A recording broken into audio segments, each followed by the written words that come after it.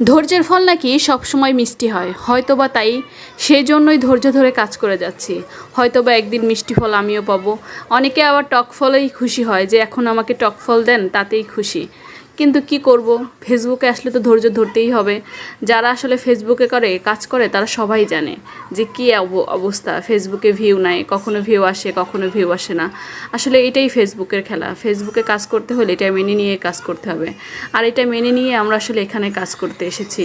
আসসালামু আলাইকুম, আমি মাসুমাস কিচেন থেকে চলে আসলাম আজকে একটা বড় ভিডিও নিয়ে। আশা করি সবাই সম্পূর্ণ ভিডিওটি দেখবেন। ভালো লাগলে অবশ্যই লাইক কমেন্ট করে পাশে থাকবেন।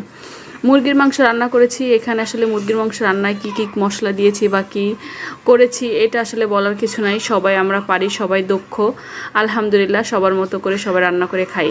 আমি আসলে স্পেশালিটি কিছুই করি না, তবে আমি একটু মাংসটা ভেজে একটু মাখিয়ে রান্না করতে পছন্দ করি, সেভাবেই আসলে রান্না করি। এতে করে খেতেও মজা লাগে, আর মনে হয় যে খাবারটার মনে করেন মাংসটার টেস্টটা অন্যরকম আসে। এক একজনের এক এক রকম রান্না করে, কেউ কড়া ভেজে রান্না করে, কেউ অনেক সময় কষিয়ে রান্না করে। তবে আমি একটু কষাতে বেশি পছন্দ করি। আমার কাছে মনে হয় কষালে মাংসটা একটু শক্ত হয় বা একটু টাইট হয়, খেতে ভালো হয়। আর মুরগির মাংস কাঁচাটা থাকলে অত বেশি সুন্দর হয় না, দেখতেও ভালো লাগে না, সেই তুলনায় আসলে মজা আসে না। এই জন্য আমি একটু কষাতে পছন্দ করি। যাই হোক, একটু পানি দিয়ে মুরগির মাংসটা খুব ভালো করে কষিয়ে নিয়েছি।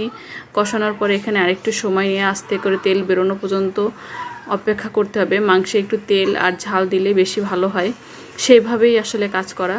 ভালো করে কষিয়ে নিয়ে এখানে গরম পানি দিতে হবে। আমি সবসময় মাংসে গরম পানি দেওয়ার চেষ্টা করি, তাহলে মাংসের টেস্ট ভালো আসে। বিশেষ করে মাংস, কচু জাতীয় খাবার, এই ধরনের খাবারে গরম পানি দিলে খাবারের টেস্টটা ভালো থাকে, সুন্দর হয়, খেতে ভালো মজা লাগে। যাই হোক, ওই পাশে আমি চুলায় গরম পানি দিয়ে দিয়েছি, এই পাশে চুলায় ভালো করে মাংসটা কষিয়ে নিচ্ছি। আসলে কি বলবো ফেসবুকের কথা, ফেসবুকে ভালো জিনিসও ভাইরাল হয় খুব কম। কি ভাইরাল হয়েছে? পাঙ্গাস মাছের পায়েস। কী ভাইরাল হয়? তেলাপিয়া মাছের আইসক্রিম, কত কিছু দেখেন। আর আমি ফেসবুকে কাজ করি, কতবার যে চুলাটা মুছি, একবার আর দুইবার না, কয়েকবার চুলা মুছি আর ভিডিও করি। আমার মনে হয় ভিডিও করতে যতটা পরিষ্কার পরিচ্ছন্ন থাকলে আমার কাছে ভালো লাগে। আবার ভিডিও ভাইরাল হয় কি, চুলা কি নোংরা, কি একটা অবস্থা, তাদের ভিডিও ভাইরাল হয়। এখন আবার নতুন ভিডিও ভাইরাল হয়েছে, কলা খাওয়ার ভিডিও। আসলে কোনটা ভিডিও ভাইরাল হলে আমরা সবাই সেইটাকে ট্রেন্ড মনে করি, সেটাকে সবাই অনুসরণ করি। তবে আমার মনে হয় কোনটা ট্রেন্ড আর কোনটা ভালো কোনটা খারাপ এটা যাচাই বাছাই করেই ভিডিও করা উচিত। আশা করি আমার ভিডিওটি সবার ভালো লাগছে। যদি ভিডিওটি ভালো লেগে থাকে তাহলে অবশ্যই ভালো থাকবেন, ভালোবাসা দিয়ে পাশে থাকবেন। সবাই ভালো থাকবেন, আমার জন্য দোয়া করবেন। আল্লাহ হাফেজ।